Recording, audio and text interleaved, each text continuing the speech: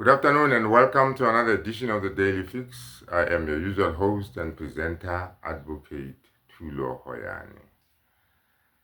Let us revisit the issue of Commissioner Mkhwanazi, the Commissioner of the South African Police Services in the KwaZulu-Natal province. It would appear that Mkhwanazi is not really off the hook. You see, initially there were reports that either the minister or IP, had launched an investigation into allegations that Mkhwanazi had defeated the ends of justice because he had prevented the arrest of a senior correctional services official who was alleged to be running a drug syndicate out of the Westfield prison in Durban. But now IPID says, in media reports, IPID says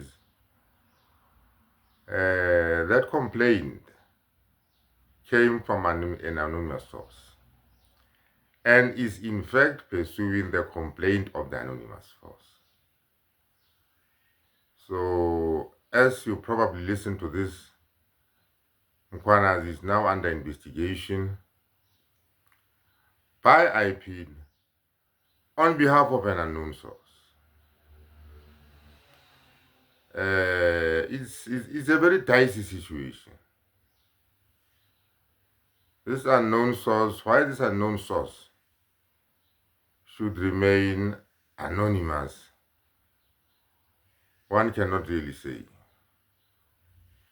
But it places Mkhwanazi in a very difficult sort of situation,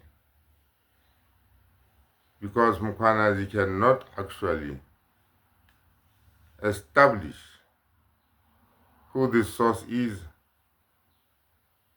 and, get to know the source. Because if somebody is going to get you, arrested, investigated for something that's serious, and you happen to be the commissioner of a province, I think the least that can be done is for Mkhwanazi to know who this complainant is. Otherwise, this leaves things open to speculation that this is a wild goose chase. It's a witch hunt. It's a witch hunt. Because as it is, that complaint has to be laid formally somewhere in the form of a criminal charge in some police station. If there's any substance behind it, the charge must be brought before a police station and a docket opened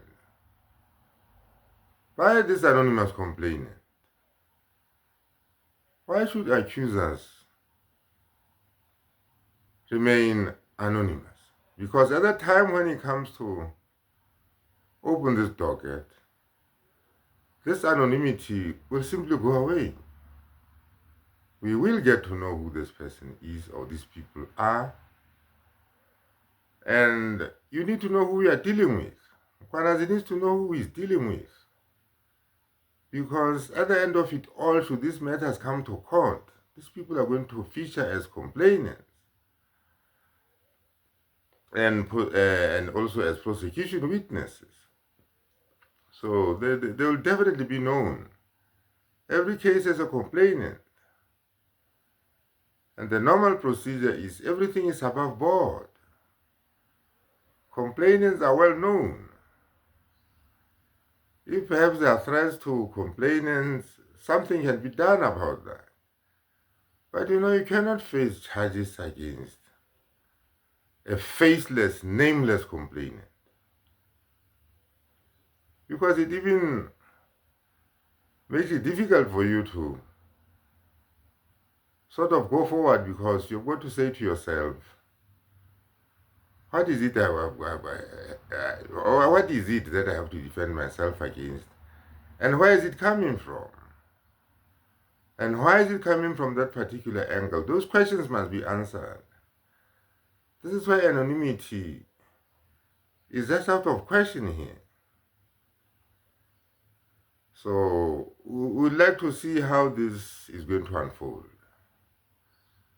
But one thing I see is the vendetta against Mkhwanazi and the excellent policing that we have seen him undertaking KwaZulu-Natal will be his downfall. The vendetta to get rid of Mkhwanazi is still alive and kicking. In a recent interview, the South African Police Union, although they said they don't want to conduct any trial by media, I must reiterate, said that they hope that the law would take its course, but expressed doubts, and were apprehensive that there are some political undertones to all this. So there you have it, political undertones. We hope political undertones will not feature here. But the South African Police Union is, not very comfortable with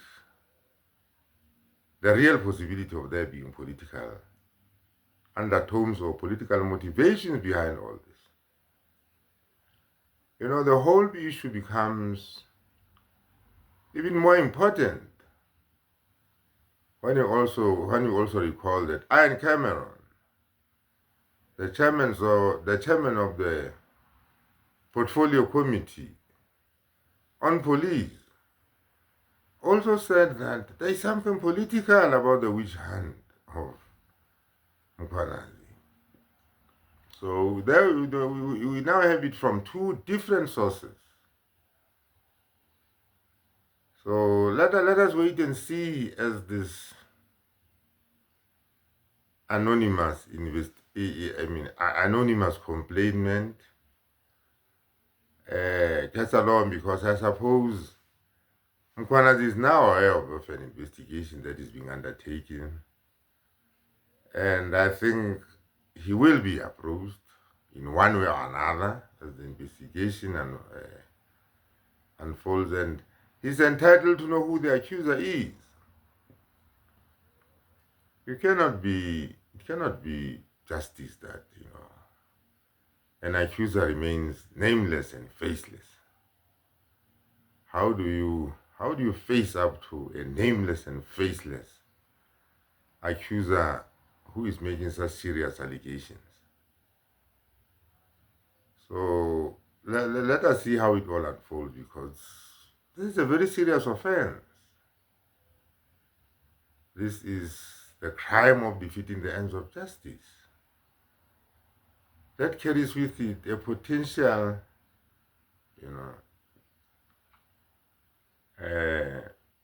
term of imprisonment in the event that one is found guilty. Or possibly they might also carry some fine.